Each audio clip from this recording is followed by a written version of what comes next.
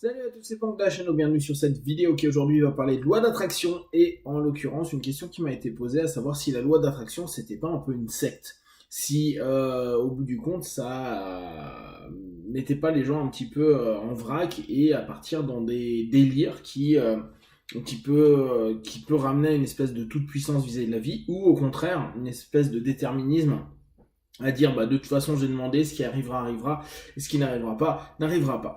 Alors c'est intéressant comme notion, sachant que la loi d'attraction on en entend beaucoup parler depuis 10-15 ans.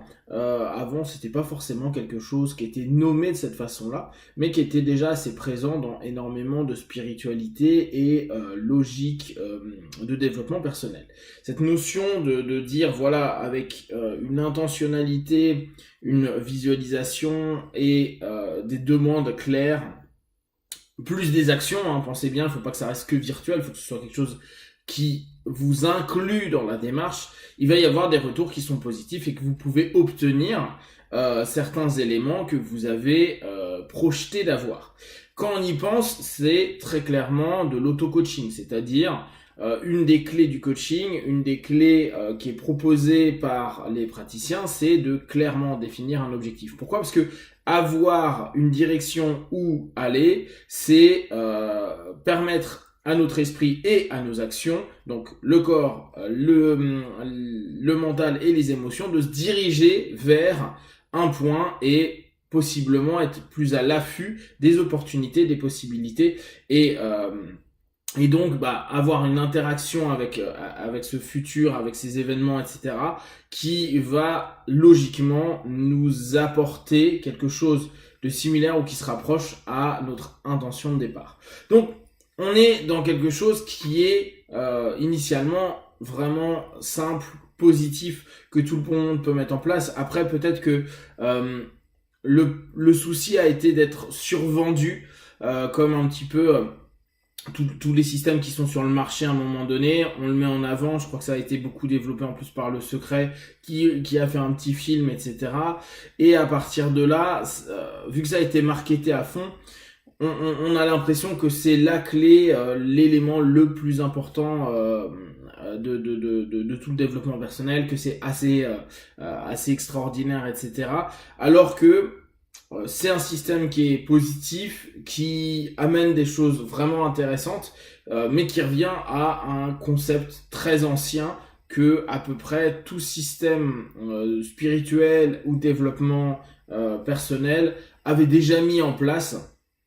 Visualisation, quoi, savoir où on va, visualiser, agir, c'est très basique. Donc est-ce que ça peut engendrer des mouvements sectaires? Comme tout, oui, bien sûr. La PNL en a engendré, l'hypnose, il y en a qui l'utilisent. Je pense notamment avec certains évangélistes aux États-Unis qui utilisent complètement des techniques hypnotiques pour encore plus prouver le pouvoir et la justesse de leur culte. Il y a énormément de systèmes qui qui dérivent, qui peuvent partir en cacahuète. Néanmoins, dans l'absolu, c'est assez difficile de l'orienter comme un culte, sachant que c'est quelque chose qui est extrêmement personnel. La loi d'attraction, ce n'est pas un dieu, ce n'est pas une divinité, c'est encore moins une personne. Alors, bien sûr, il peut toujours y avoir, et là on est dans les biais de manipulation, une personne qui se passe pour une figure d'autorité, qui dit, bah voilà, moi grâce à ça j'ai eu tout ça, je vais vous enseigner tout ce que je sais, suivez-moi et payez-moi des 1000 et des cents pour obtenir des réponses. Maintenant, j'allais dire, là j'étais en train de penser aux X, eux ils ont écrit plein de bouquins, ils font des séminaires avec une entité qu'ils nomment Abraham, qui explique pas mal de choses. Pour autant, ça va pas bien loin, c'est pas bien méchant. Alors peut-être qu'en interne il y a d'autres trucs, mais on a rarement entendu parler des X comme étant des personnes ultra sectaires qui en plus enfermées, hein, on a vraiment cette notion d'enfermer dans une réalité. Par contre, le questionnement est toujours judicieux, sachant que on est quand même dans dans des mouvements qui, à partir du moment où on s'y intéresse, et la loi d'attraction c'est intéressant pour ça, parce que parfois c'est un premier pas pour certaines personnes pour apprendre à se connaître et à mieux comprendre certains éléments ou certaines choses de ce monde-là. On peut très facilement après avoir des changements à l'intérieur de soi. Pourquoi? Parce que dès qu'on commence à se poser des questions, on ouvre une porte et on commence à se rendre compte que peut-être notre façon de penser, notre état d'esprit, notre façon d'agir ne correspond pas avec certaines valeurs que l'on a. Un système comme la loi d'attraction est plutôt des valeurs positives, constructives, bon parfois un petit peu trop mercantile dans le sens matérialiste, où on a toujours l'impression que ce qu'on doit attirer c'est de l'argent, une grande maison, une super voiture, un super job, plus que l'apaisement, le bien-être, le bonheur, le retour vers soi, l'équilibre, etc., etc. Mais ça c'est parce qu'il y a eu le biais américain très très business qui est arrivé dedans et qui a dit bah voilà, s'il y a un système, faut qu'il y ait un retour sur investissement, et le retour sur investissement en général il faut qu'il soit pécunier ou matériel. Mais cette ouverture, comme à peu près tous les systèmes, hein, vous commencez la PNL, vous commencez une psychothérapie, vous commencez à l'étude, hein, vous commencez des travaux énergétiques, vous commencez n'importe quoi, ça va vous donner une perception du monde différent, et donc à ce moment-là, c'est vrai qu'il peut y avoir une fragilité chez les personnes qui plongent dedans, parce que ce changement par rapport à ce qu'ils connaissaient est parfois assez abrupt, et il y a une grosse remise en question à se dire bah ouais mais donc tout ce que je pensais avant c'était pourri, ou je me suis trompé, ou ça fait des années que je fais n'importe quoi, etc., etc.